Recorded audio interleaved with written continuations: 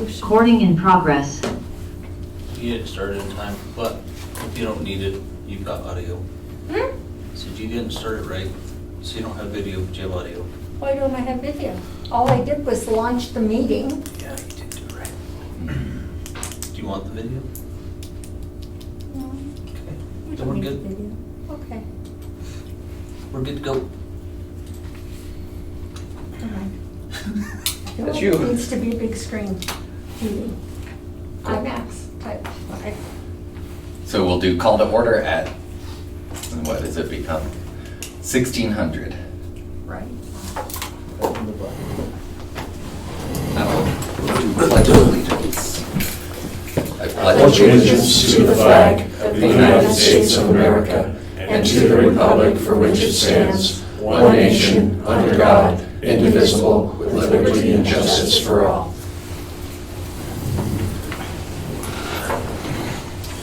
That'll bring us to item number 2, adopt the agenda. Actually, we need to do the roll call. Oh, yeah, roll I call, my haven't- bad. Yeah, no, I messed it Yeah, up. I see the circle now. I was set up. That's what you get. Yeah. So we'll do item number 2, roll call. Okay. Nick? Here. Andres? Joe? Here. Tom? Here. Zach? Here. Then we'll do item number 3, adopt the agenda. I make a motion, we adopt the agenda as written. Second that.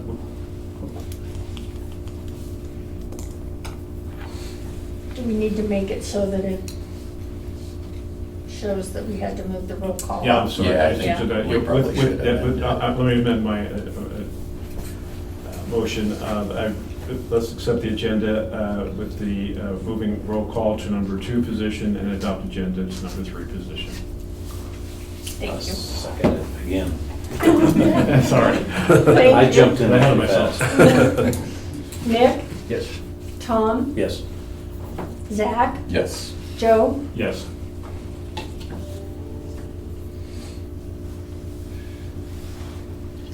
That'll move us to item number 4, appointment of new board members. Yay! So I wasn't sure the easiest way to do this, but I think it's just as easy. I had provided you your oath of office right there. If you want to take turns and just stand up and read it. I think it's easier than trying to do, I state your name, repeat after me, and then it works. Sure. I'll go first. I, Audrey Garrett, will faithfully support the Constitution of the United States and of the State of Colorado and the laws made pursuant thereto, and will faithfully perform the duties of the Office of Director of Trinidad Ambulance District upon which I am about to enter. Congratulations, you're in. I, Lynette Bates, will faithfully support the Constitution of the United States and of the State of Colorado and the laws made pursuant thereunto, and will faithfully perform the duties of the Office of Director of Trinidad Ambulance District upon which I am about to enter. Thank you, Lynette. Congratulations. Thank you both. Thank you. Are we gonna do it like when we? We have one more to do. One more. Okay. That's right. I, Joe Richards, will faithfully support the Constitution of the United States and the State of Colorado and the laws made pursuant thereto, and will faithfully perform the duties of the Office of the Director of Trinidad Ambulance District upon which I'm about to enter. Thank you. And then if you don't mind signing those, and before we leave tonight, come sign, and I need your ID, and I'll notarize them and send them off. Thank you. Okay, they're in? They're in. I'm out.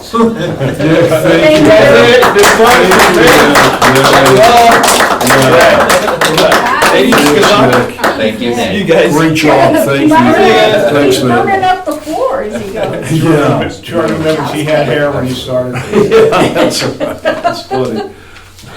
Oh, gosh. So I'd like to open up the floor to either or both of you. Just a few minutes each to say anything you'd like to say, or introduce us to yourselves, let us know a little bit about you, whatever you feel.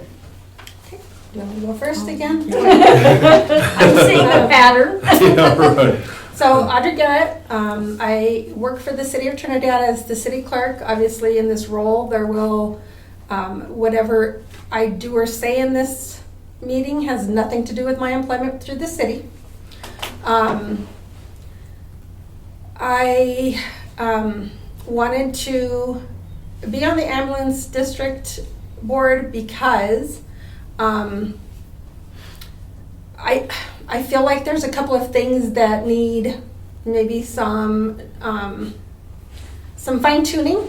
Not saying I know everything about this district or this organization, but I've had a few experiences that I don't, you know how the saying goes, you don't want to be part, if you don't have a solution, then don't just complain about something. Or I want to come and help be a solution to things. I testified during your health service attempt, your attempt to change to the health service district, and so I decided if I'm going to complain, I better step up and be part of the solution. If that means that you convince me that's the right route to go, that's fine. But my intent is to make sure that first and foremost that the services that are in the current plan are provided to the community and done at an exceptional level. That's what this organization should do. So, all cards on the table. That's where I am. Thank you, Audra. Yeah, Thank I you. appreciate that very much. All cards on the table. I came here with a very heavy skepticism as well, especially as we were going into starting to build this building. And so I absolutely respect that type of position, and hopefully we end up on the same page, but I absolutely appreciate your opinion regardless of whether it's agreeing or disagreeing. So thank you. And I'm Lynette Bates. I am Vice President of Academic Affairs at Trinidad State College. For 17 years, we lived and my husband managed Spanish Peak State Wildlife Area west of Bon Carbo. And it was during that time that I got to know several of the people on Trinidad Ambulance. My husband had a massive heart attack, flatlined, and Trinidad Ambulance District not only helped us once but twice when he had another trip north during that period. And then in December I had awesome help when I had to go to Memorial. I firmly believe in rural emergency care and want to be here to support every person, all the paramedics, all the team, because I know where my family would be without rural emergency care, and I appreciate it. Thank you, Lynette. Thank you. Yeah, thank you very much. I also agree with you distinctly. I think this is something we have that's very special, and I think we have to protect it at all costs. It's this or a pretty dark world out there when we get into private services and the amount of funding and how things are going across the EMS system. And so I think when we have something like this type of municipal service made up of really, really good paramedics, really good caregivers of all levels, we got to try and protect them too, because they're doing everything they can. They're putting their lives on the lines every day to try and protect all of our people. So we got to do both. I think we should Yeah. let Joe speak. Yeah, Oh, absolutely. yeah. Well, oh, yeah. I hope he didn't Oh, yeah. think he was Oh, getting yeah. away. No, fresh start. I buddy. was appointed to the board. A couple of reasons. One was the construction was going on, and my expertise is construction. I've been a building official in several jurisdictions, including the county here years ago, ending up in Arapahoe County up in Denver. That was one thing. My other goal was to try to mediate some of the bad feelings between the hospital and the ambulance district and all the drama that went in between. I thought it was, for a small community, it was uncalled for and totally unnecessary. We should be able to talk with each other and figure things out, even if we don't agree. So that's one of my things, and I found with this group that that's the direction we're headed, and I applaud you for coming on board and helping to be part of the solution. So thank you very much. So I've enjoyed my time here. Thank you, Jim. I think everybody ought to do the same, so that way we're all on the same level, we're all doing the same sort of tasks, so. I just want to say, I'm a little bit of a local government junkie. And one of my observations is a diverse board is a good board. It's not about, all being on the same page. And I've watched Audra for decades, and I'm excited to have somebody with that experience. I don't know Annette, but I think bringing your experience here, what I've watched in the city will make us better. And that's what the board should be.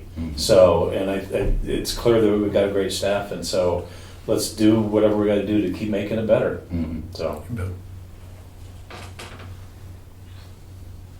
I'm excited by everything that we've got going on here. I'm not only at my core am I a person that I do not believe in surrounding yourself with people that agree with you. That's not how anything good has ever happened. And so whether that is more of our scenario that we enter into, or if we ebb and flow back and forth, of course, that's natural life. But I'm excited with whatever the possibility may be, because I agree with Tom that I think you have a lot of experience that I've heard of, and it's whether we agree or not, that's a very valuable thing. And at the end of the day, as long as we're coming to the middle grounds of trying to provide for this community through this ambulance service, I think that we can't go wrong. That's really what I know that my core is. My background is I was an EMT in Atlanta and in rural Georgia for about 6 years. And so I've gotten to experience not only working for a municipal service in Georgia that now no longer exists, but also I worked for the second busiest trauma center in the country. And so I've gotten a good mix of both things, and I think as long as we stay focused on the fact that this is something that we cannot lose, and we're losing it across the board in this country, and all we got to do is try and preserve this and make it the absolute best it can. And I think all of us are currently on that page, and it sounds like both of you are as well. And so as long as that's our focus, I feel excited whether it's agreement or disagreement. It really doesn't matter, because we're all looking at it from different angles to try and approach the same goal. That to me is what I will always focus on. And I came in here very skeptical because I didn't know what was going on. I was unsure of how things were going, and I've honestly been relatively solidly convinced. Not only are they taking care of the community as a team of care providers, but these guys take care of the crews better than I have ever experienced on an ambulance. And so I want to thank you guys again. But I want to say thank you guys for being willing to step up and get on this board and help us do something and try and figure out what is best. That's all we ever try and do. That's all we want to do. And I'm happy to have two people that are what seems emotionally and professionally invested in this sort of thing. So thank you. Anybody else want to take a moment? Cool. Then that would move us on to item number 5. We got a vote? 5? Vote? No. Okay, you shook your head. I was like, Oh, yeah, no. no. Oh, no. We upset Barb.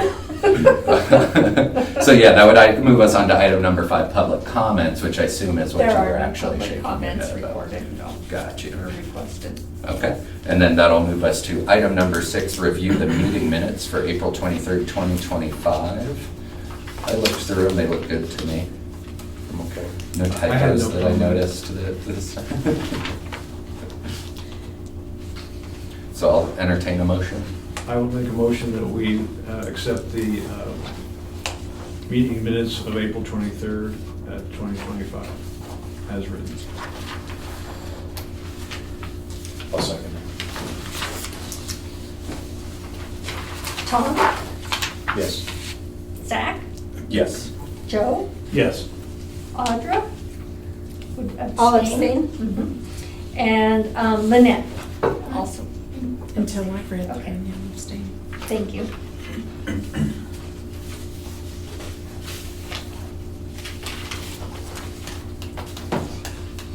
That'll move us to item number 6, financial statements. Pardon your mouse, I didn't bring my little clicker.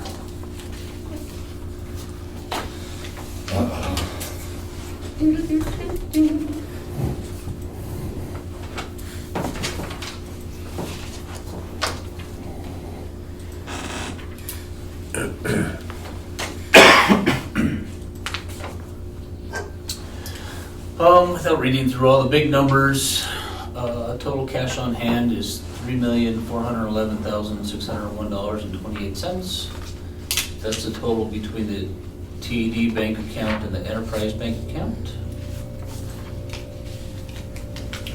The gross revenue for the year for the district was $409,545.52. The enterprise was $896,183.67. Our combined year-to-date expenses are $1,137,759.63 for a year-to-date net income of $206,415.86. Chief, just for the purpose of our new board members, you want to explain the differences in? Yep, so the district account is the operating account. When we moved, or when we renovated this building, we had to, we did it on a USDA loan. And to do that, we either had to go to the voters or create an enterprise. Well, because our previous director didn't go to the voters, we created the enterprise and we had to separate those out. So all of the tax funds go into the operations account. None of the tax funds are expended on this building or go to the enterprise at all. The only thing that go into enterprise funds is the accounts receivable from ambulance transports. So those are separated out. Even though it's one budget, they're separated out to show that our tax funds are separate from that.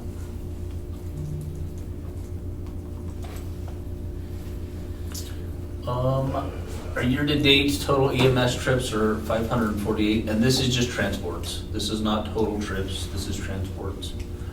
Our gross charges for the year have been 1.6 million. Our contractual allowances are 588,000 or 580,000.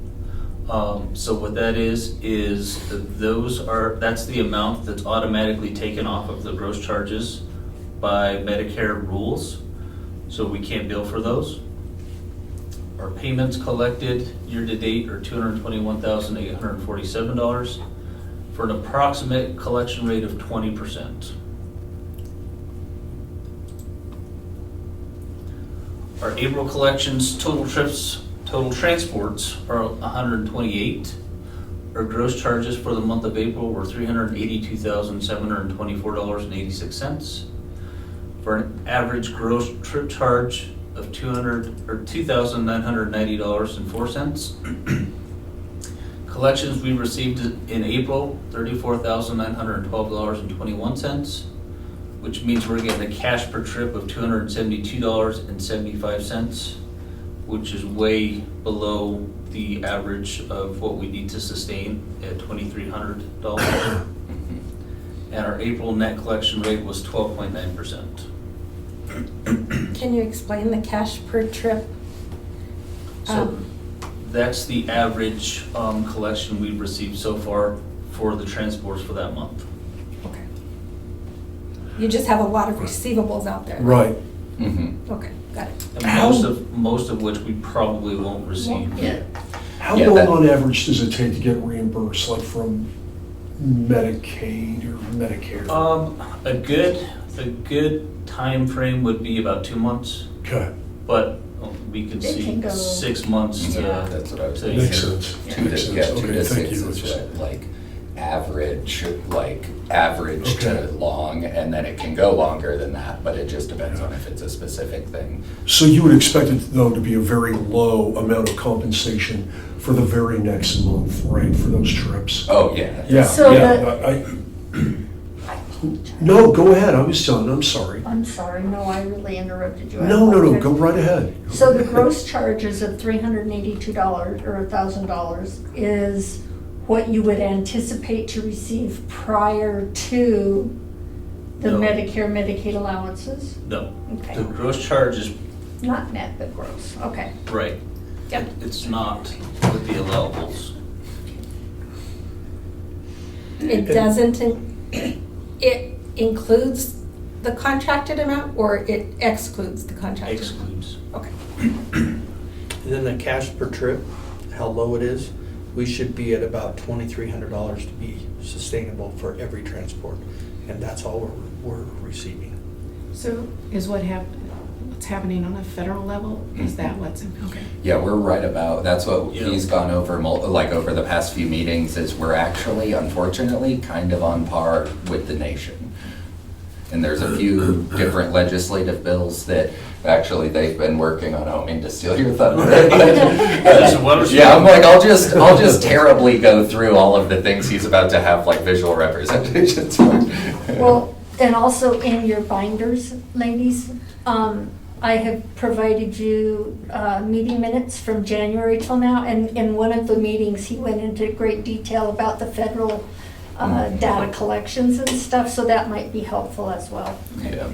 In short, it's that is it when Medicare updates their payment? Is it Medicare or Medicaid? Medicare. Yeah, when Medicare changes their amount that they'll pay, most things follow suit. Most things will at least increase that same percentage, or like if Medicaid will increase as well.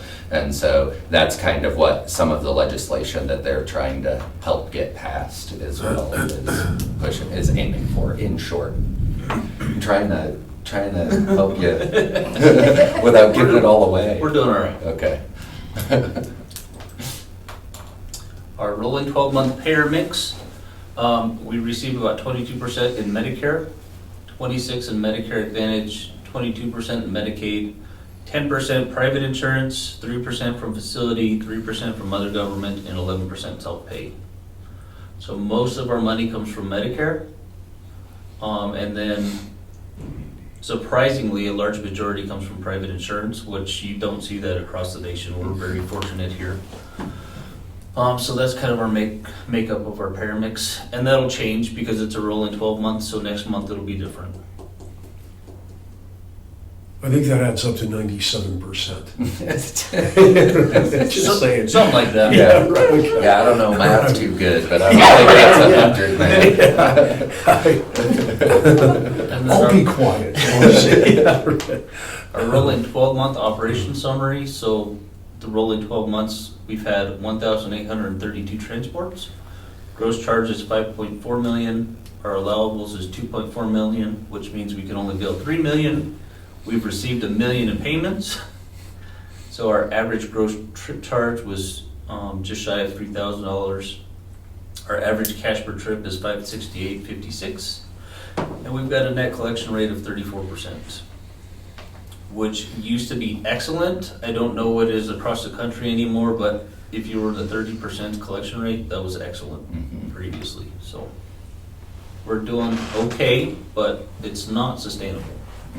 Well, isn't it though with the mill levy that helps us to sustain us? No. I mean, No, because we only get $1 million in the mill levy, and that doesn't cover payroll. okay. I mean, that's It what, can't cover payroll, it doesn't. it won't cover payroll. Okay. That $1 million Like, doesn't is cover it- what we have in payroll. Is what I'm Like, saying. is it less Okay. money than what we spend on payroll, Yes. or is Yes. it that we're not allowed to spend it Yes. on payroll? I No, think is what it Tom's doesn't, asking. yeah. It doesn't It's It that doesn't it's not cover- enough. It doesn't cover payroll for a year. Yeah. It's, yeah, not enough money to even cover payroll. So are we looking at imminent demise, or how are we? It's gonna be a slow demise unless the state and the federal government find a way to sustain EMS. And they're working Yeah. on it. Basically, that's what those budget meetings are every year that we've been going to is literally figuring out where we can squeeze out pieces to be able to fit the budget, make sure we're not in the red, and have a little bit of like emergency budgets for things in case like vehicles break or what have you. But yeah, it really is just kind of stemming the bleeding until something systemically changes. Unless we can find something, like if we could figure out something that makes extra money, but that's getting outside of what we do. You know, it's like it's like we're doing EMS. It's nature of the beast that it loses money. And so the fact that we have a very slow bleed is good. That's like we're doing, like what he's doing, what they're doing is amazing, that it's so slow that we're losing stuff and that we're able to balance it out so well. It's always just a loss. It's always a loss. So one of the things is President was talking about with the advocacy that Chief and I are doing at the state level and working with lobbyists and trying to work. EMS is not an essential service like police and fire, okay? So if EMS just drug up today, the county doesn't have to provide it, the city doesn't have to provide it. That's- It's not an essential base service. That's one thing. On the federal level, there's legislation trying to make it essential, and the state is as well. The one thing that you see up there with the, I think it was the insurance, where it's only 10% that we're actually getting private insurance, but that's paying more cost per trip. Yeah. Hopefully, if we pass the legislation already, and it's at the governor's desk, and you were probably, am I taking your line, Mike? You guys are both jumping way ahead. That's all right. That's So, Let's look into anyway, it. we've been I working all can this see year it. at the legislative session to pass 1088. 1088 basically says that the insurance companies have to pay their fair share. So that's going to even increase our trip, our annual, or our trip payouts that we get from insurance, which will help out considerably. Good. House Bill 1088 or Senate Bill? 1088. House bill. But House House, bill. House, Yeah, House, House yes. So it passed? So it passed 100%. There was no votes, and it's at the governor's desk, but It he's has getting been. put in, yeah, it's actually, he has until June 6th to sign it or not sign it. If he doesn't sign it, it goes into law, then they can go back at it. But he's getting pushed back from DOI, Department of Insurance, because they're thinking, even though that it's just a minuscule amount of ambulances, what all goes out of insurance. It'd increase. Of course, it. insurance is pushing back on So it. it's That's 0.03% of all healthcare that is covered by Yeah. the insurance, the healthcare insurance, Yeah. the EMS. great. That's a Really? So national they're standard. Yeah. fighting against 0.03% Yeah, of all payments. And you know it would be passed on to the people who are paying for Oh, it. yeah, and it saves the That's- the medical chain of command, or the medical like chain of care, so much money down the line when you actually pay the different services. It's insane. Yeah, I bet. And that is one of the arguments, but they found, because this is being done in other states, that that doesn't happen. That's not the case. But that is the argument of, oh, well, the insurance will become more costly for the patients. That's not true. And it's basically a balanced billing legislation, is what it is. Okay, can you guys project out how long we're safe till financially before things might have to start being restricted? Or, So, in all honesty, it sounds a lot more dire than what it is. What helps us break even is the mill levy in conjunction with our collections. So if for some reason our collections ever go down, then yeah, we're gonna have a hard time sustaining. But right now, we're gonna be at the break-even point by the end of the year. So we're gonna be fine, as long as we stay right there, which is our goal, because Right. we're a not-for-profit, we don't wanna make profit. As long as we stay where we're at, we're gonna be okay for the foreseeable future. And I think I consider a slow bleed not being able to increase. When you look at police departments and fire departments, and every year, even if it's a little bit, they get a new big budget for this new thing.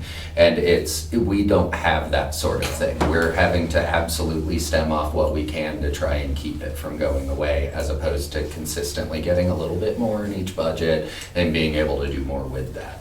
And so that to me is a sign of the system not doing well. So, We just have to be increasingly cautious, because there's more property tax initiatives coming down, and that can hurt us. yeah, like that last, do you remember the exact number? The last property tax decrease that It was happened? 300,000. Yeah, we had to budget out Just like that. $300,000 from what we're already having to pinch. And it's not the last property tax cut that looks to be happening. So that's another thing that'll kind of stub our toe. It does sound really dire, you guys. It does, but to me, I really do think it's keeping the lens of A, what nationally is going on, and B, what the alternative is. Because to back you up, you got me very excited. I almost interrupted you like Barb over here. But I've seen it happen in Georgia, where counties were forced to pay money they did not have because Metro Atlanta would do things like, hey, you're not gonna pay us, we asked for an extra $1 million, you're not gonna pay us, we leave today. We will take all of our ambulances, we'll go the county over where we have another emergency contract, we're gone today. Like no people, no coverage, no ambulance. And so that, we can't have that. We can't do that, especially somewhere out here where us and the hospital are all we have. That's it. It's just us out here. And so, yeah, we cannot afford to let a private service come out here and start playing those types of games in a system that can't handle a game. They wouldn't come out here anyway because they'd lose money. Yeah, that's But- true. We just end up with nothing. And it's kind of intended to sound dire too, because if one thing gives, then we go away. Mhm. If the property tax goes away, we go away. Right now, at the federal level with the Medicaid cuts, our Medicaid payments are gonna go down. Mhm. That's a given. Mhm. And it might be temporary, it might be long-term, but that hurts us because that's 20% of our income. So, it's dire, but it's not. We just gotta be aware of it and just keep an eye on it. I think we did a great job last year juggling that $300,000. Yeah, I think so too. It really, like, we'll sit in just to kind of be a part of it and understand where everything's at, but we allow them to handle the budget. They bring in our accountant and we have a long meeting and go through every line item and build it all out. It's very, very well done. So I've been very impressed that, I think twice now I've been in the budget meetings, and so I've been very impressed with what level they're able to do and what they're able to do with consolidation while still making sure we have what we need, we have backups, and everybody's taken care of.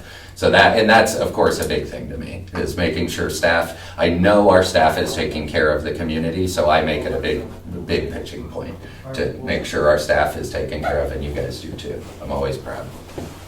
Thank you. That's all I have for financials. Sweet. That was Andres. He apologizes. They got busy in the ER, so he couldn't make it down. He says, good luck, ladies. At least Nick showed up for the 3 bullet points. Yeah, for Andreas has felt more ominous for some reason. Can I ask one more question? Yeah, I know it's absolutely. still along the financial lines. Do you have any funds in interest-bearing accounts and decent interest-bearing accounts? Like Call Trust, those sorts of accounts that? Yes. Do you remember specifically what we have, or Barb, you might know that Or because she's information? better. We've got everything that we have in any interest-bearing accounts or money market accounts, Mhm. so that the funds are directly available if needed. Mhm. Yeah, especially So with the instead of construction. earning 0.10% on a standard checking account, we're Mhm. earning, I can't remember where we're at I want to say it was almost 5 or, 4.1. yeah. Something like that, or- We used to have CDs, but those were hard to get to, and then we spent a lot of that money on the renovation. That was set aside for the renovation. And the way that's been working lately, you're setting up money market accounts that you can either draw from, or it's a small fee if you do decide to take it out. So we have the money available in case of emergency, where a CD locks it up for an extended period of time. So that's kind of the path we've been taking lately. And Barb's done a great job of finding the highest interest rate that we can. Yeah, She she's- keeps banks yeah, against she each has been other. keeping an Well, yeah, she's- so-and-so's paying me $50. What can you do? Yeah, she's had an eagle eye on trying to keep up with changes in the interest rates, so that's been very nice. Any more comments, questions? Along the financial lines, maybe, I don't know if this is old business or new business, but the subcommittee we have, you and Joe are on, that's the only subcommittee we have, isn't it, the finance committee? Yeah, I mean, I Yeah. guess it's essentially a committee. We haven't, well, I don't think we've officially made it a. In your bylaws, it's.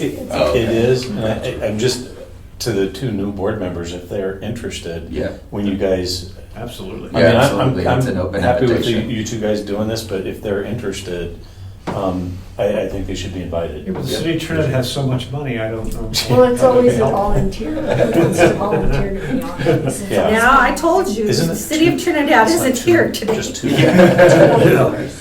So, but I mean, we can look at the minutes. yeah, but We've I got just, I until think if you August. guys are interested, you should be made aware when they meet. So, It'll be, Cool. we'll have it in a board meeting. okay. Sweet. I believe this is still one we need a vote for, so I'll entertain a motion. I'll make a motion that we accept the financial statements for April 2025. You're always a team player, Joe. Anybody got a second? Yeah, kind of speak up. I'll second. Thank you. Okay, so Tom, Yes. Zach, Yes. Joe, Yes. Audra, Yes. Lynette. Yes. Look at that, it's our first 5. Nice. Wonderful. But that'll move us on to item number 8, old business. I suppose I could bring up, do we have any update on the appeal? That would be an old business. I Do you don't have that have. in Why your are you jumping director's ahead? report? Yeah. Yeah. This guy just peppered his I know. stuff in everywhere. There's- Yeah, there's he's no just update. lying in. There's No no, update. yeah. Okay. And there's no votable And- anything old businessy. Okay. I would say that at the next meeting, we may want to have a discussion about that, and I would suggest that we do that in executive session, if we could, please, To discuss what? to discuss the appeal. And if we could, I actually will defer to you guys if you would like to have that lawyer as part of the executive session. I can, like, if the questions are going to be around kind of like historical questions, then I can simply do it and talk about that. If you'd like an update on the status of the appeal, then you would want to hear from the lawyer that is handling that. Right. But if you'd like to talk about it historically and kind of the direction, it's headed, I would be happy to just maybe begin with that if that's okay, and then I can update you and talk to the board in executive session on that. So that would be that portion of the appeal, and then maybe at the next meeting we can have an update.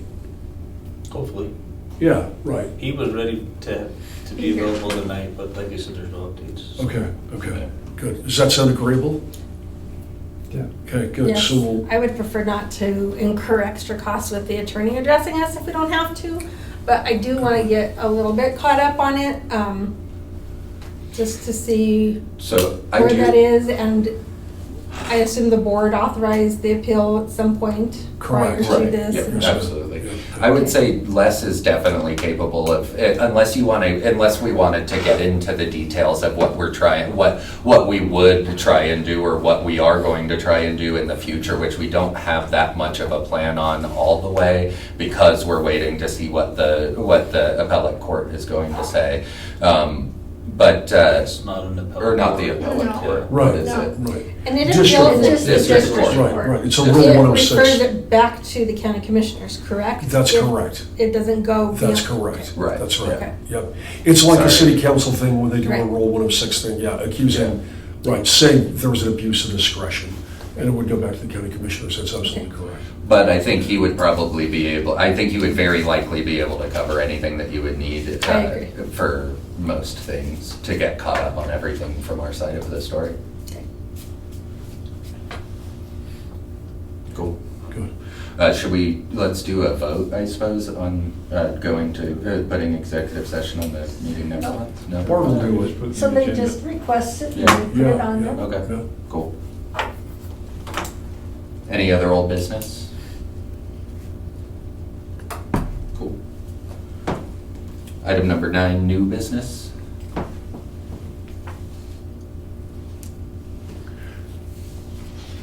That'll move us to item number 10, director's report. I kinda like Audra already. She doesn't like you talking either. Yeah. She's much nicer than you are.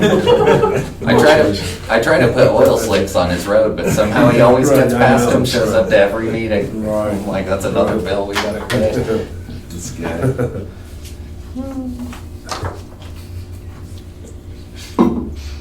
So half of your director's report is done. Yeah, I covered, look, I got you. I like it, I appreciate it. Yeah, don't worry, I'll carry this. Are we there? Did you say we were there? We're there. Okay. Yeah, you're allowed to start. So Dr. Becker was here on May 8th. He provided waiver training for the 4 waivers that we have. Our property at 939 Robinson is still up for sale. There have been no updates. No updates on the Health Service District. Our AFG grant is still pending. We did the SEMTAC review for the state trauma grant, and that went really well. So we're just waiting. We should probably hear back July or so to see if we got that grant. And if so, then we'll be able to purchase what we requested in probably September or October. This is our safety cloud report. So for you ladies, this was a system that we bought in December, and it's a system that goes into all the emergency vehicles and is tied directly to the emergency lighting. And what it does is when our emergency lights are activated, it sends a signal to the in-car navigation system of vehicles out on the road that says emergency vehicle approaching, or if we're parked up ahead, it says emergency vehicle stopped ahead. So this has been awesome. People are getting out of our way in a timely fashion, and they're moving over in a timely fashion. So for the month of April, we alerted 1,466 drivers. The R2R, we have just in our vehicles, and that is to alert 2 emergency vehicles approaching the intersection at the same time so that you don't have an incident. So there was 24 of those sent and 24 received. We had a total of 137 incidents last month. We had an average on-scene time of 15.1 minutes. And then our responses, 137 responses. Our total responding time for the month was 859 minutes. And our average time to scene was 6.3 minutes. Nice. Which Like to is see really that go good down. considering we cover Yeah, 4,000 square miles roughly. yeah. No, that's really good. Yes, sir. So do the police and fire in Trinidad have receivers? They don't. But the R2R on the top part isn't, I thought that was other emergency vehicles? Yeah, It is, CSP. but you have to have the system. CSP, you said? is So like primary? there's some agencies up north that have it, Oh. so we'll interact Oh, with them. okay. And Raton Fire has it, so we'll interact with them if we run on the pass with them or something. Right. But nobody local has it other than us. So what did it cost? Because State. maybe Otter might bring it up to the city. I'd have to pull the numbers. I don't remember. What is the drivers alerted then? How are those drivers alerted? Through the navigation system. So if you've got like XM, if you've got Apple Google. CarPlay, Google Maps, Google Maps. Apple Maps, Yeah. It Waze. comes up on your screen and Yeah. encourages you to move over. Yes. Is that maybe a discussion that they put in their budget for next year? yeah, I can Oh, get yeah. you numbers if you want them. Kinda see It's a where good I'm- idea. I think that the biggest, besides that, especially when we're out on the highway, because people do not get over. Mhm. So at least when they have something pop up, they see something, they say, oh, something's ahead, so then they'll maybe be more to get over. And the other thing is too, we have a lot of blind intersections in Trinidad. Yeah. So anytime that we're coming up and 2 of us are coming close together, it has 3 red lights that alerts us that, hey, the ambulance is coming up Animas and we're on Main Street. So we see that. So.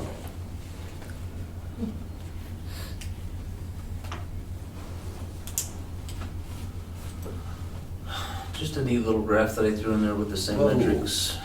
Our guy likes visual representations. He's a big fan of visual aid. I wanted to appeal to Zach's visual. Oh no, now it sounds like I called me our guy.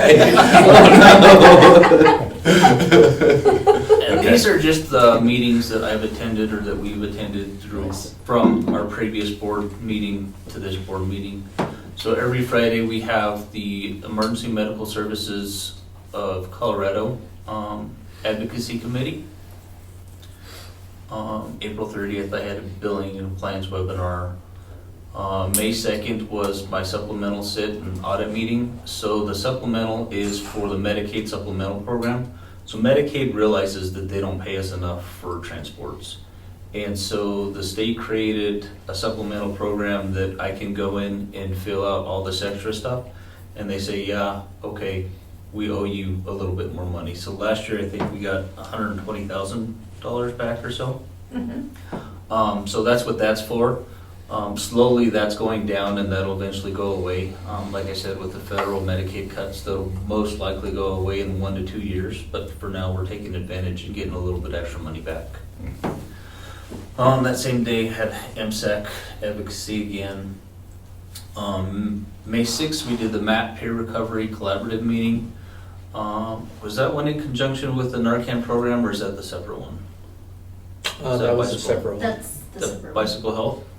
I think so. Yes. Yeah, Yeah, that's the that's bicycle bicycle health we health. went to. So this program, and we actually partnered with Bicycle Health, this program is basically a referral program. So we partnered with them and they put our insignia over everything. And so what we do is we come across somebody that's in crisis and they need some drug recovery support. We'll refer them to this company, and this company takes insurance and they'll get them the help they need. Everything. May 7th, we had a meeting with Image Trend. We're just looking at maybe other EPCR systems to see if they'd be easier for our staff to get through reports. May 8th, we attended the Interfacility Transport Task Force and the SEMTAC grant review. May 9th, I had a meeting with Avive and their 4-minute community. So this is really cool. So the Sheriff's Office Search and Rescue Team just got these AEDs.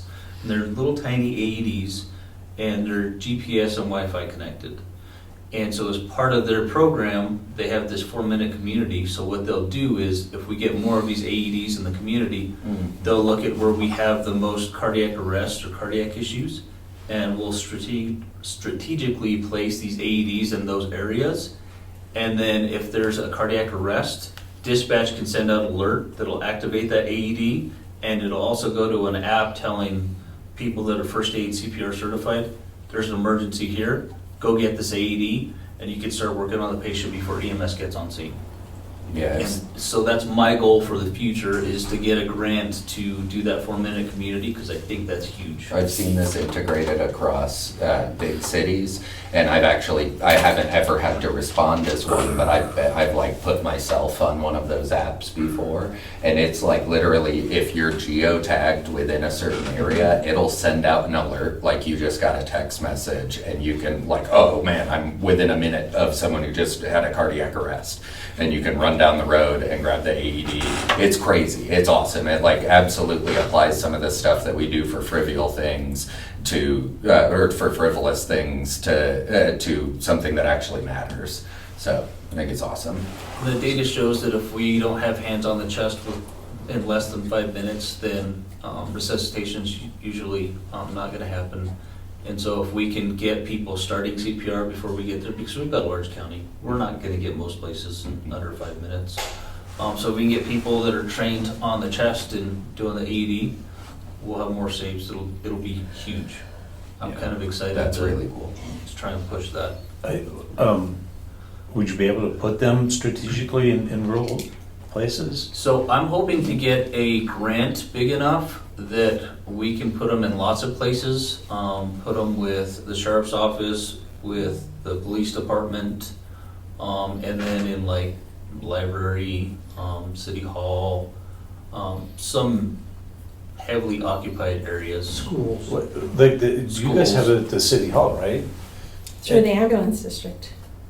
That's how we have our AED. I would be interested in putting one in my place. Yeah. So I would like to replace the ones that we have out there with these. That way anybody can have access to Yep. them. Interesting. So that's my goal for the near future. But we're gonna have to find a sizable grant to do that. Are they out there? Oh, yeah, yeah. Yeah, we got the Zols that we have out in the community, we got on the state grant 10 years ago. It's been a little while, but we got 30 of them. Nice. So, That's awesome. yeah. And these are a little bit cheaper than that. And they're smaller, you said. Yeah. That's really cool. Let's see, May 23rd. May, Hey, how did you know that so fast? Time flies. Does he know what he was doing? May 10th, we assisted Los Angeles County Search and Rescue with a search with our drone. That was uneventful. That's cool. May 13th, I attended the Colorado Whole Blood Coalition, and we had an update on our Streamline. So Streamline is now managing our webpage so that it's ADA compliant. Just kind of skipping through here. May 15th through 16th, we hosted the motivational interviewing class. So that was to kind of talk down people that are in crises and kind of help manage them. Let's see. Which was paid for by COG. Oh, thank you. We started going to APS meetings and stuff, preparing for the community paramedic, trying to get out there and meeting other people with the resources and gathering those things. And I believe it was Veronica had mentioned that she had some money available for training. So it was a pretty it was $3,450, I believe, that they were able to get that and bring a professional down from Denver to. And it was open to the community, And it was not just us. it was open to other providers. So we had people from Department of Corrections. Yep. We had some come all the way from Delta County Ambulance. Wow. We had DHS people there. Fee was there. TPD. TPD was there. And we put it out to all of, we put it out to Trinidad Fire, we put it out to also Walsenburg, Sheriff, Police, Ambulance as well. So we tried to get it out there. We had, actually for a class that size, we had 21 seats and we had 18 of them filled. So it was a good turnout. Awesome. You're jumping ahead in your report. Because I read it. So that's we can skip those. And I just started putting these incidents and service closures headlines in my reports just to kind of show that the situation that we're in is not unique to us, and it's a major thing. Just some ambulance crashes. Nothing crazy. Well, that one was Nothing crazy? Ambulance service closure, so this one's in West Virginia. They had to shut down just due to funding. Wow.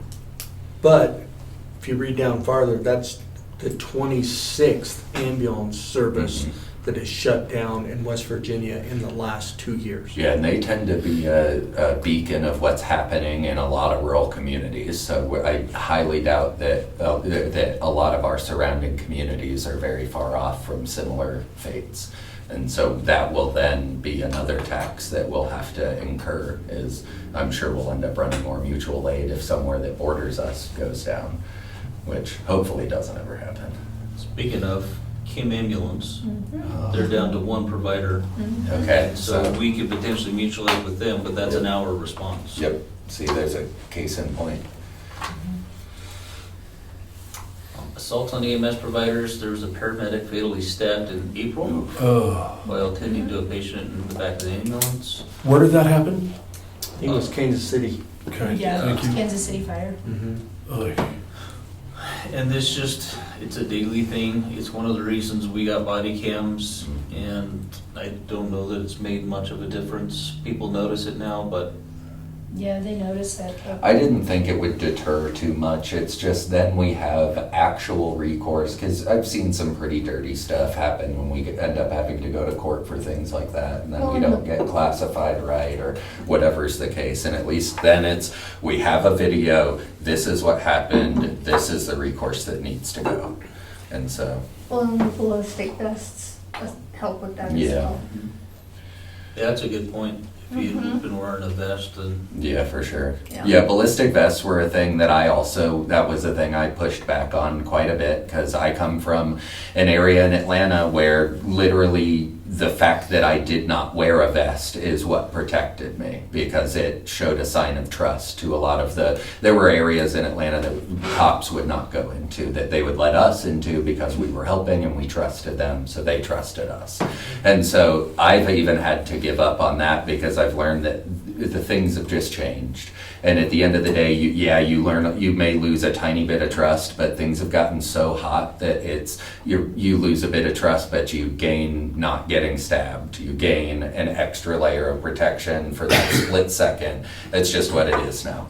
It's unfortunate, but it is. The other thing is ballistic vests save more lives in car accidents or traffic accidents than they do in shootings. Yeah, I have heard In that. addition to that, we have had, it was last year and a half ago, we had one crew that was on a cardiac arrest out in the county, which the sheriffs are not responding, or they respond from home after 3 a.m.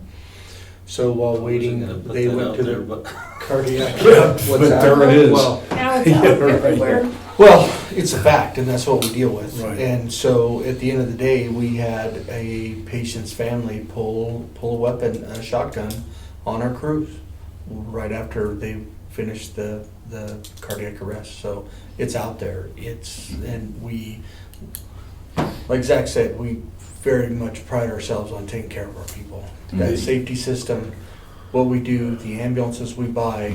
I mean, you should have seen the pictures from a couple visual aids months before, when the back of the ambulances just basically blow apart because they're plywood and sheet metal and everything else. We get good quality ambulances so that not only our patients are safe, but our providers are safe as well. So with the vest, is it mandatory or is it optional for the staff? So we provide them for all of our staff, and it's optional if they wear them or not. Are they unique to each person, or are they? The full-timers are, part-time, they have to check out the vest, but we've got different sizes. And the body cameras, are those mandatory use? Those are mandatory. Yeah.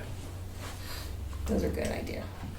And we're one of the first services, I think you mentioned one in Texas, right? As far as I know, there's one in Texas. We're the first in Colorado.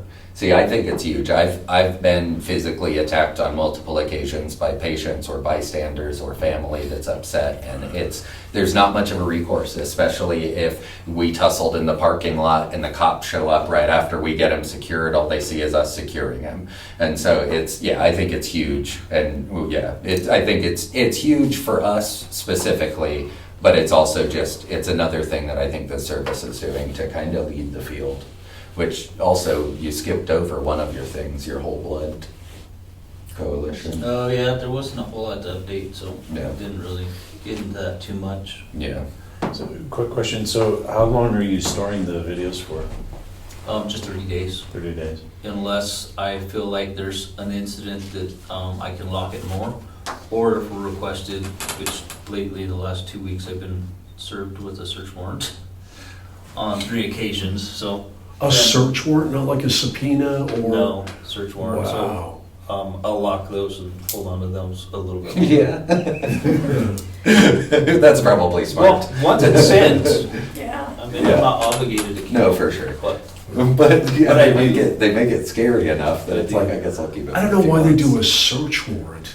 It seems like the wrong tool for the Well, request. we have to release records if it's a search warrant, a subpoena, or a court order. Yeah, So yeah, search warrant's probably the easiest route, good. is my guess. Are you not subject to records retention policies that the state has in place, or you are and it's 30 days? We are, but body cameras are not part of the patient's care record. And there's no statute requiring EMS to keep body cam video any amount of time. And the state archivist in Colorado, you can establish whatever policy you establish, that is the policy. You don't necessarily, there's not a standard across the state. So if you want to retain building plans, And the other you thing- can do that for perpetuity, or you can say we keep them for a year and then we get rid of them. So it's up to the jurisdiction to take care of that. The other thing is, sorry to interrupt. You did, but that's okay. But, I've never seen him so mad. but at the end of the day, we also did it under our quality improvement program, so that that's not part of that patient care report, so then we don't fall under those retention requirements. And it's not subject to CORA. Yeah.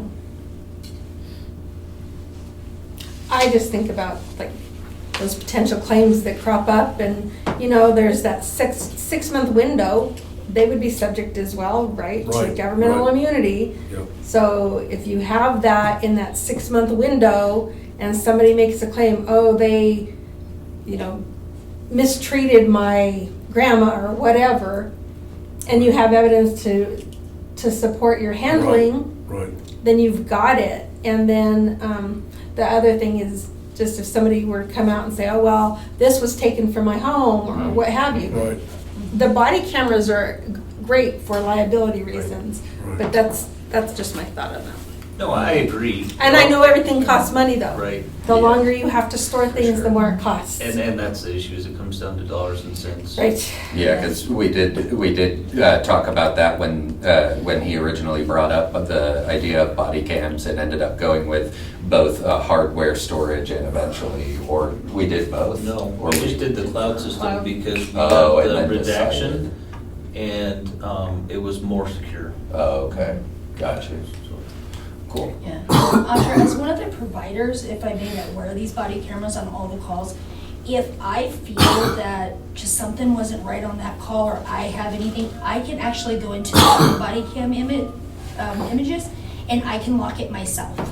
Oh. So even if these two are not here, I can go in and lock it. And sorry, I'm not leaving. But, Whoa, but mic thank you. drop. But no, we have the option to lock it if I feel that that patient wasn't right or something's not right. I can go lock it myself and talk to her later. That's good to know.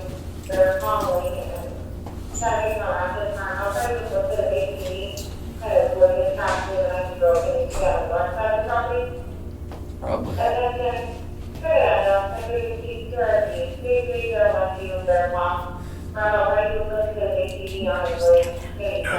Okay. I thought I was just. It's like reading doctor's handwriting.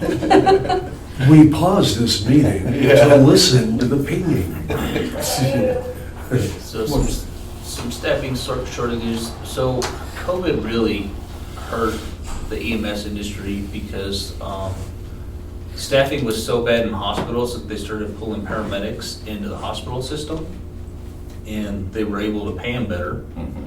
And so it really took people off the ambulances. I know a lot of paramedics that left for the hospital. And so we started putting some staffing shortages up here too. So this one in Beaumont, Texas, due to staffing shortage, an ambulance wasn't able to transport a patient that was hit pedestrian for 45 minutes. In Oregon, AMR's recruiting patients out of Australia, or paramedics out of Australia due to shortages. And then in New York, just short because wages, inconsistent wages, they just can't keep people. So that's the other thing is EMS as a whole has been poorly Funded. not funded, but we haven't kept up with the times and provided good wages for our staff Mhm. as an industry. I mean, we do a pretty good job here, but as an industry, My first pediatric cardiac arrest, I had a 4-year-old daughter and was holding a 4-year-old child at 5 o'clock in the morning for $9.69 an hour. yeah, so. New York's been fighting, especially FD&Y EMS versus the firefighters due to compensation and differing wages. Walla Walla, Washington. Say it again. Where? Where? That's what it says. Where was it? So in response to 55% increase in emergency calls, they've tried to figure out how to increase funding. It's just not there, so it just affects us all the way around. So this was what we were talking about nationwide. AAA, American Ambulance Association, is starting to put out the highlights of the ground ambulance data reporting that we did 3 or 4 years ago. And we were almost right on par with everything they said for a rural community, third service, paid agency. It was almost one for one identical as to what we're seeing and doing here. As far down as trip, payments per trip, and that kind of stuff, so. And then at the federal level, there's 2 reps that are introducing this Preserve Access to Rapid Ambulance Emergency Medical Treatment, the Para-EMT Act. And it's a bill to try and address staffing shortages.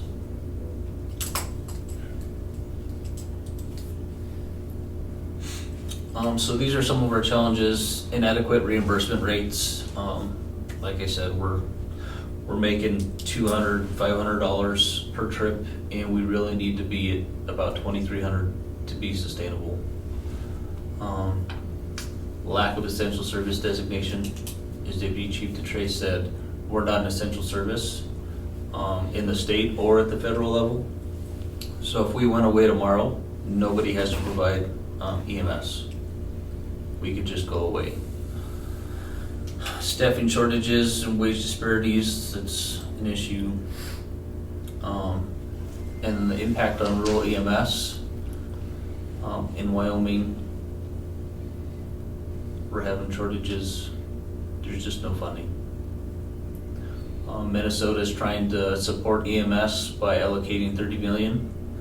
That's not gonna happen here because we had a $1 billion deficit. 1.5 billion deficit this start of this And they were trying to redirect funds, which is one of the reasons that the governor was hesitant to sign House Bill 1088, is because they thought that there was a fiscal no to that, and he already said, if there's a fiscal no, I'm not signing anything. So that's one of the things we're fighting. That's the data collection that I talked about. Wisconsin trying to get more funding.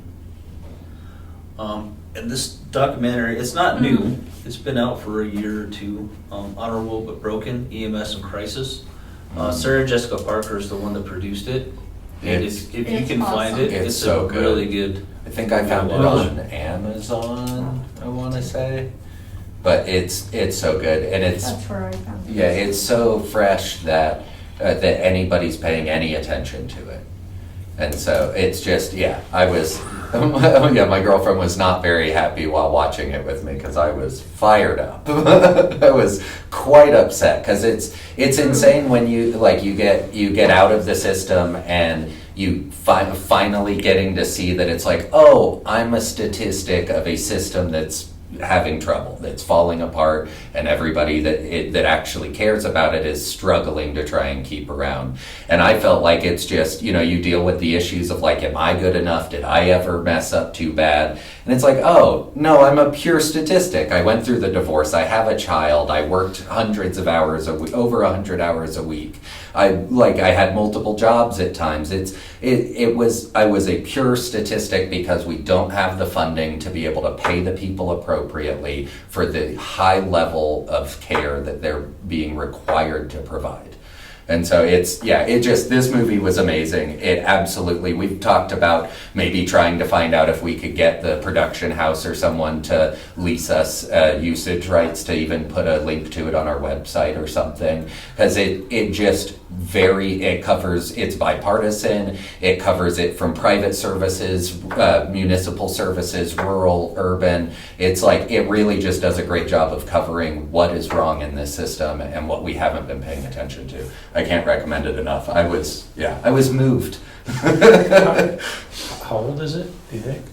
I think it's a Couple year or years, 2. It's been yeah. out for a little while. Yeah, saw- not long, Yeah, I but found not, out. it hasn't been like 5 Yeah, or 10. yeah, it's not long. It's like, yeah.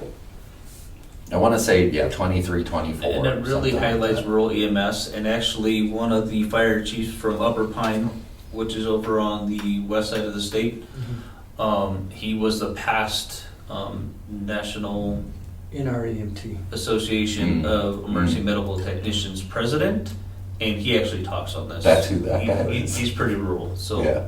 so it's Okay. kind of neat that there's Colorado's represented on here. I'm gonna see if I can get permission to play it on my channel. Yeah, see, Oh, that'd be awesome. that would be so that cool. so local people get an idea, Yeah, because otherwise people aren't gonna be searching for it. right. It's just, And it's, I paid money for it. It I wasn't did like a too, free yeah. thing. oh, then they, It Well- jumps right up. Well, in for such a video. It nonprofit jumps or for right a up, public yeah. access, they may give Yeah. you usage rights for a link or for an embedded video. I'll search and see if a lot of those, you can never even find the right people to. Yeah, true. ask. Colorado EMS headlines, 5 law enforcement officers hospitalized following an explosion in El Paso County. Volunteer firefighters in Colorado need an estimated $1,100 additional volunteers to meet full staffing requirements. Denver Fire Department has reached full staffing for the first time in 16 years. And then again, House Bill 25-1088 is the balanced billing bill that we're waiting for the governor to sign. Everybody riled up. And these were really cool. I am so proud of these. Oh, yeah. Oh, yeah.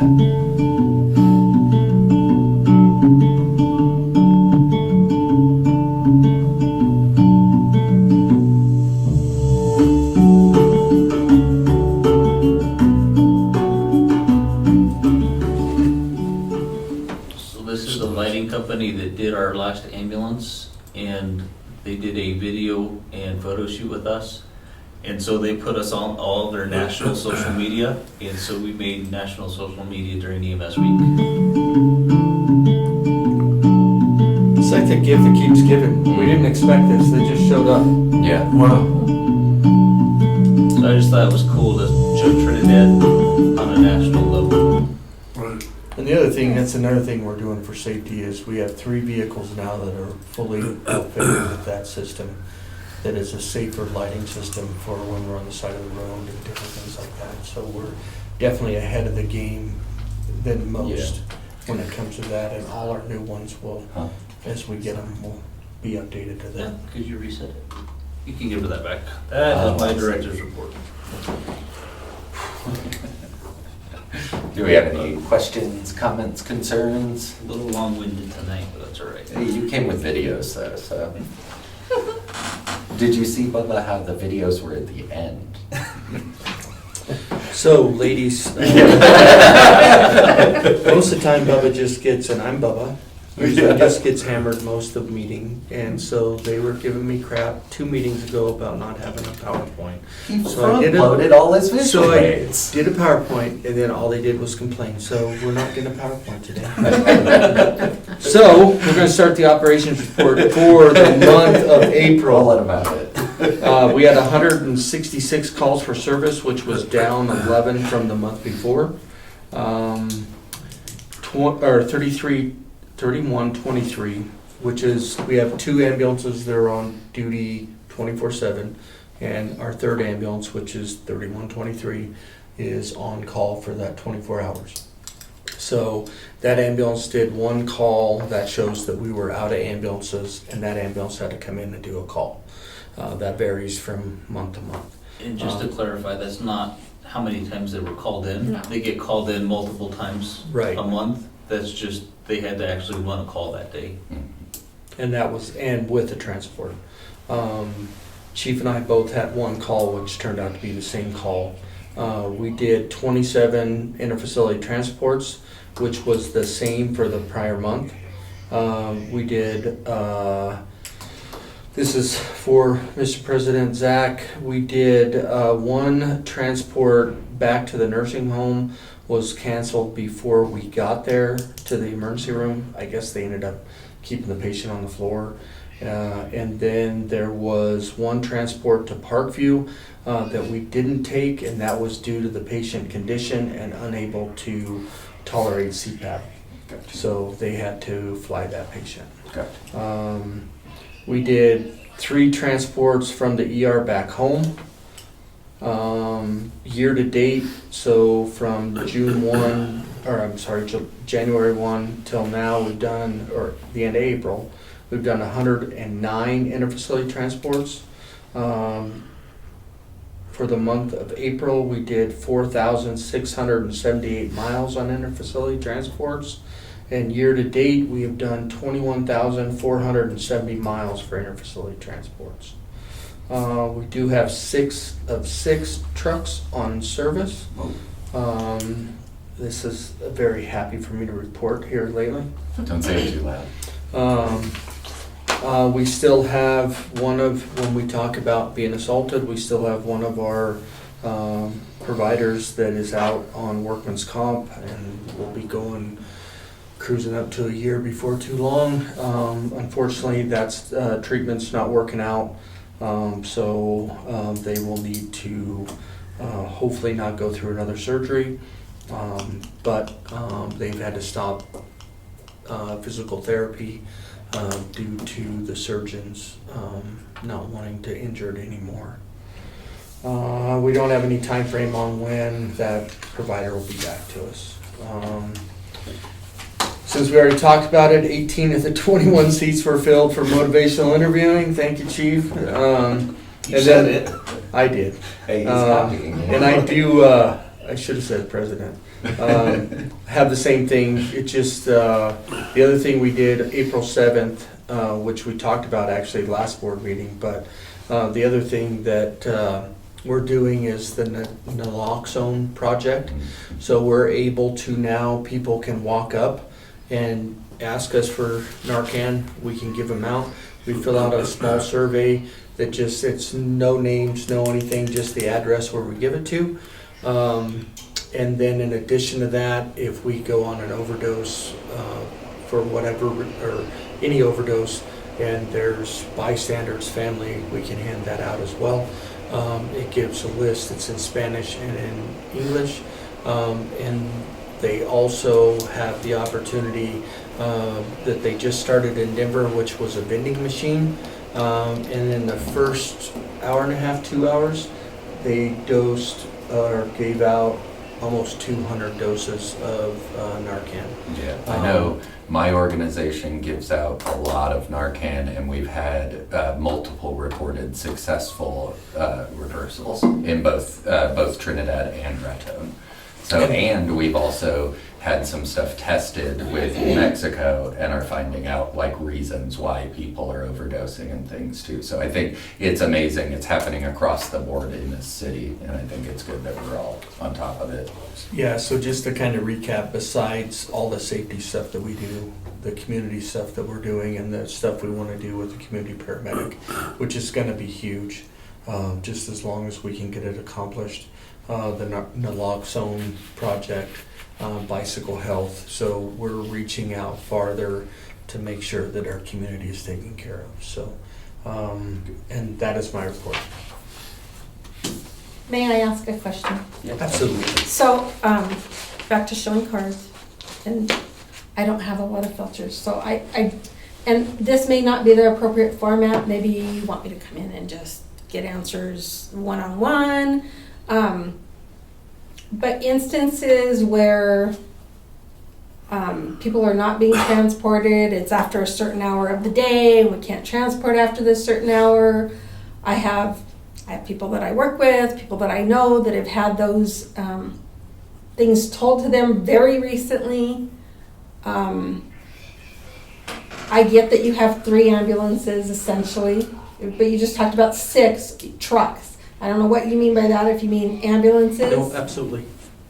And I understand staffing, all of those sorts of things. But I guess I would like to know a little bit more about, is it accurate that there's certain hours where if there should be a transport, well, it's after this certain hour we're not transporting.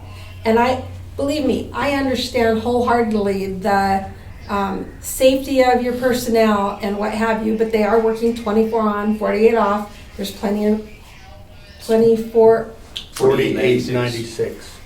They're on 48 hours Did straight. that change recently? No, it's been a while. Yeah, it's been a while. 48.96. Yeah. Okay. So let me try to help you. No, So- wait. And I know that this isn't on the agenda. Right, so not now. Right. Right, it's not a conversation for now. Those are a lot of questions, and it's a Yes. lot of policy discussion. I think whatever you guys prefer in terms of answering those questions, if you would like to have a meeting with Audra, if you would like to have it on an agenda so that everybody could hear those, I think maybe even a work session or something. So, right, that would be separate from a regular meeting. I think that might, and I'm sorry, I didn't mean to interrupt, Bubba. This is a night of interruptions. I know, I'm sorry. I just didn't that's want you fine. to- Right, I just didn't want you to begin, because that could be another hour. No, that's Yeah, Well, and it's not a posted item, and it's Exactly, very detailed exactly. information that I That's want. Exactly. I want to know the answers to, because again, if there's something that can change, so that those sorts of scenarios aren't happening, I think it's imperative that it changes. Would a work session be preferable? I'm gonna do an introduction to Trinidad ambulance at the next board meeting. Okay. And a lot of those answers will be answered. I don't mind you coming in if you wanna come in, but I thought maybe Ms. Bates would like some information as well, so Right. you can either both come in at the same time, or we could do it at the next board meeting, whatever you prefer. But I was gonna do a PowerPoint on introduction, how much area we cover, our ambulance operations, personnel, that kind of stuff. Would that be detailed enough for that conversation? I don't know that it would be. I'm not sure that it would be either. I think that's great public information for, for a meeting where it's being broadcast, but, and not that everything shouldn't be said in public. Right. I guess that's still a preference though, because I'll ask the questions during that presentation. It'll be a posted agenda. I don't know if it's going to be an actual agenda or work session. I noticed that on the agenda, there's really not a lot of action items anyhow. A lot of these could probably be just work sessions, and it would save having formal minutes on a lot of the information that's here. But just a I thought. think a work session would work, and, to. I agree. New members, and I think, Right, that you need to know, so. right. Do you all? I think a work session is a good idea. I'm happy And to we do can- a work session. Okay. Yeah. So you And- want to do it like the same night as the meeting, do a work session and then do the meeting? Yeah. Yeah. Okay. Come in earlier, stay later, I don't know. Yeah. The city does it all the time, where Right. they do the work session first, then the special meeting or That's whatever. right. regular Yeah, we meeting. can we do the work session following? Because then I'm coming from Pueblo likely. Or, well, no, next month I'll be down here, so, I know, I relate to you, so. yeah. I don't know that it's really, time-wise, it's just putting the agenda together and just breaking it apart. This is a work session, this is Right. a, Right, yeah. I you get know, Yeah. Okay, work session items, and these are, and then regular meeting. It would save, Barbara, I never thought of that, but it would save some time. Thank Yeah. you. Well, Right. and then, I would say the only time where you wouldn't want it, the work session, you would want the work session to precede your meeting is if your work session informs an item that's on your regular meeting. Yeah, yeah, Otherwise, it doesn't matter the order. cool. right. Still not. Okay. Good. So let me know how you want next Sure. month to go. Okay. Before or after, whatever. Yeah, for sure. Good. I guess, it would need to be individually, of course, but do you want to let me know if you want to set up a work session or I guess we'll be doing a work session before or after the meeting is all we need to decide now. Yeah. I think it's good to have the work session first so that we. Yeah, can I'm kind actually of get getting that out. vibe. And And then we then just we'll go. started at 4 regardless. and Yeah. just- Start the right. work session Yeah. before. Yeah. Right, I and if think we that's- try to maybe have a time, like, so we just kind of have a limit, I mean, obviously, we have to have a specific time for the meeting, so the regular meeting's going to be held at a different time. It's hard to get off of work earlier than 4 usually. Yeah. So, right, like 5:30 for the regular meeting, just as a suggestion, 4 to 5:30. That's what I was thinking. Right, for the work session, and then regular meeting at 5:30, Yeah. Yeah, if that sounds agreeable. yeah, I think that sounds good to me. So we'll deviate from the norm. You're going to say that again? Yes, please. Okay, work session at 4 o'clock, please, on that 4 to day. 5:30. And then regular meeting at 5:30. Got it. Yeah. Okay, Okay. But that's it, no more. that's right. Yeah. No more. I'm gonna sneak another meeting in there on you, Joe. Really. Okay. Cool, yeah, that sounds good to me. Any other questions, comments, concerns? Is that, are we in miscellaneous? So that was completing operations fleet Oh, report, but, right. yeah. So then we'll move on to item number 12, miscellaneous. I just want to say, back in the 90s, I was part of the YMCA, and we always talked about, we were trying to get a YMCA built, and we talked about education, recreation, and healthcare. Those were pillars. And it's debatable that you could add some things in. Well, last week I filmed a couple days for DHS the opioid issues, and there are a lot of providers there. It's like, I am shocked and stunned that everything that our pens or phones and everything can be turned into a vape pen or drugs or whatever. It's like, I am so glad I grew up when I did, but I just think that what the EMS is the front door, the point of the spear of healthcare. Mm-hmm. And so what we're doing here is important and bringing new people on board with different opinions. Sometimes education too. Yeah. It So- depends on the situation, but sometimes it's a non-healthcare related educational moment that Yeah. is why 911 got called in the first place. I'm glad I'm not going on now, because social media and all the drugs and if I understood, they can vaporize a little bit of alcohol in a bottle and it looks like it's empty and open it up and instantly be drunk. It's numbing. God. We had a school superintendent back in the early 2000s, Dave Van Sant, and he used to come over to my neighbors and drink coffee and whatever. And he said, if you want to see how smart kids are, tell them that they can't do something. Yeah. Tell them that they can't bring something into school. He said, they will outsmart you every time. Mm-hmm. And now, with all what I saw last week, it's numbing. I don't know how we're going to survive. It's the addiction and everything else that's out there. How sad. But May I again, ask? Oh, I'm sorry. no, I just think that the ambulance is probably so much more important, because it's all about getting there in a timely manner. So Right. May I ask for one other item, whether it falls under executive session or work session or wherever it needs to fall, regarding conversations with the hospital concerning a contract with them? Yeah, absolutely. And then I have another off-the-wall question, because you were talking about your transports to other hospitals. Are they exempt from having a contract of some sort with you to transfer patients to their facilities? Yeah, nobody has to have a contract. Yeah. The only reason it's an issue with us is because it was put in the original service plan in 1989. Right. And if you would like to have a conversation about contracts, and I think we could do that in the same executive session as talking about, now actually they're different, because we're gonna have the Rule 106 appeal from the county commissioners, not really appeal, but Rule 106 proceeding. And then we could also talk about the litigation that occurred historically, because that goes into the whole notion of a contract, like Gabe was saying, and the obligation to have that from the 1989 service plan. Right. But we can talk about that. So two separate things. It's going to be a busy night, but if we could please, just because there are two separate items for purposes of executive session. Okay, we'll do both of those. Good, thank you. May I talk about miscellaneous on a miscellaneous item? Okay, thank you. While you're shaking your head, no. Did the new members have email addresses yet? Probably they do. Okay, good. If I could please get those, thank you. I appreciate that.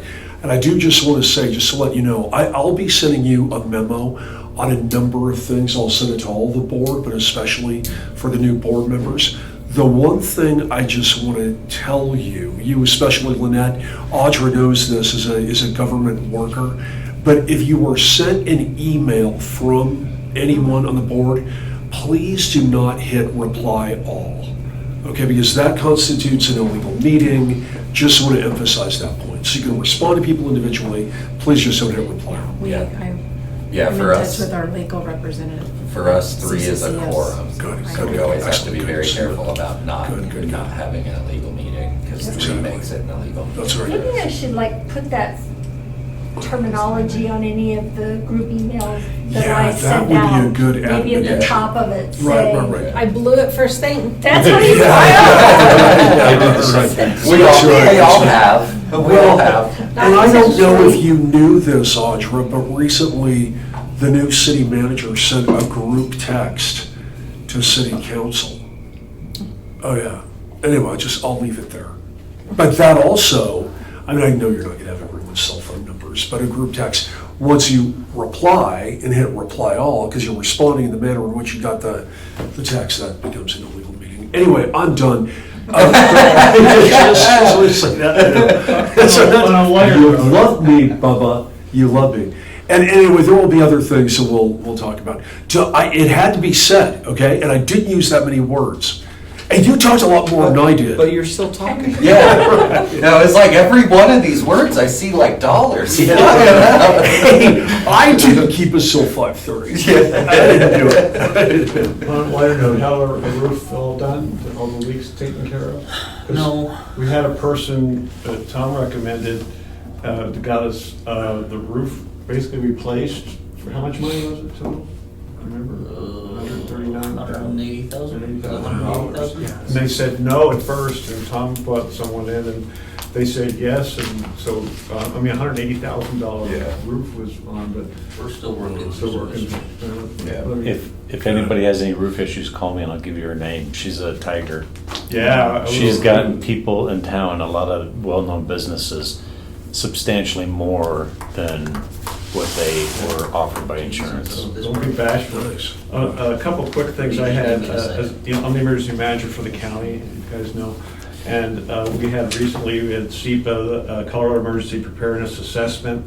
And it was really massive. It involved the city, county, every agency, and everybody.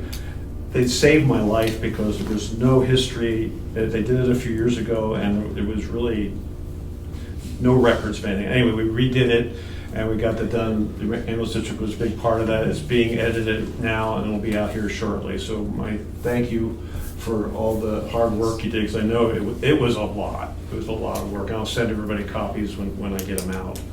And the only quick thing on a light note here, I was at a meeting last week, and this emergency manager in Fremont County gave us this free app, showed us to us. It's called What 3 Words? Have you ever heard of it? What, three words? Okay. It has the whole world, the world, in 10-foot square increments. And you could take a picture, like here I am at the ambulance district, and the words are grooves, toolkit retraced. But you can either say that to your dispatcher, or I don't know how it works yet. I just downloaded it, so I'm playing with it. It'll give longitude and latitude. So if you're in the middle of nowhere and you just take a picture of wherever you are, it'll upload it and give you these 3 words, and they can find you within 30 feet. Whoa. So I don't know how, it's too good to be true in my mind, but they shows me here at the ambulance district, and I got my 3 words, and so I don't know how it works yet. So if it's easy, Well, clearly one of us need to make you have an emergency. clearly somebody's going to have it.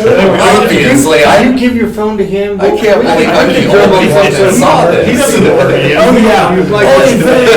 Anyway. Signal. I'm so sorry, Joe, it's for science. I just want to end on a light note, because it's really if it works, that would be outstanding, that's especially really cool. when you're out in the middle of nowhere, not quite sure where you are, and you can take a picture and at least get oriented to where it is, and it's free. Right. It's a free app. So I'll give you some more information on it, though. 'Cause I have no idea how it works yet. So I just downloaded it for kicks and giggles. So anyway. Next regular meeting date. I'm sorry, did I change? Hey, everybody steal, I changed to the next thing. You and Bubba? Sorry. I know. Moving on. Yes, It's a freaking mutiny. sorry. That will move us on to item number 13, next regular meeting date, which I have June 25th. Wow. Sounds so Is that correct? summery. Doesn't that sound like summer's already over? Yeah, right. June 25th. Yeah, they took my grant money away, so I got to give me a few more months to work. So. Welcome to the new board members. Yes, thank you. Welcome, Yeah. thank you, yeah, welcome back. Yeah, welcome Joe. both. Thank you for joining us and doing what I think is a good fight. Yep. Do we need to vote to adjourn? Yeah, we do. Just We we're did? saying pleasantries, Tom. No manners in here today. Okay. I make a motion to adjourn. All right, second. Second. Yeah. Tom, Yes. Zach, Yes. Joe, Yes. Let me Audra? show you the Yes. door. Lynette? Yes. Meeting adjourned.